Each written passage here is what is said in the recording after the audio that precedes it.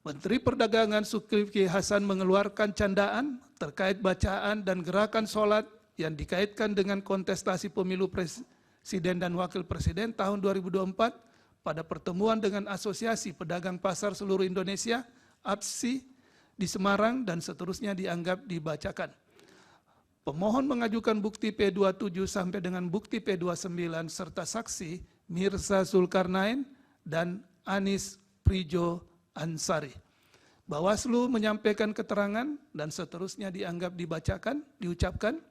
Bawaslu mengajukan bukti PK33, bukti PK34, bukti PK65, sampai dengan bukti PK70, serta saksi Nurholik. Bahwa setelah Mahkamah memeriksa secara saksama, dalil pemohon, jawaban termohon, keterangan pihak terkait bukti-bukti surat tulisan, dan lainnya, serta saksi yang diajukan pemohon, keterangan Bawaslu beserta bukti-bukti dan saksi yang diajukan, serta fakta hukum yang terungkap dalam persidangan, Mahkamah mempertimbangkan dugaan pelanggaran pemilu yang dilakukan oleh Menteri Perdagangan Zulkifli Hasan telah ditindaklanjuti oleh Bawaslu sesuai dengan tugas, kewenangan, dan kewajibannya.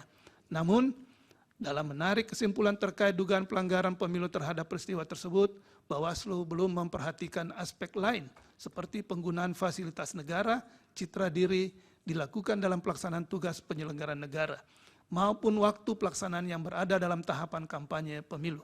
Hal demikian terjadi karena tidak adanya persyaratan baku maupun tata urut atau pisau analisis yang harus digunakan oleh Bawaslu dalam menentukan bagaimana suatu peristiwa dianggap memenuhi atau tidak memenuhi syarat material, sehingga menyebabkan penarikan kesimpulan dari peristiwa yang diduga terdapat pelanggaran pemilu tidak dilakukan secara komprehensif.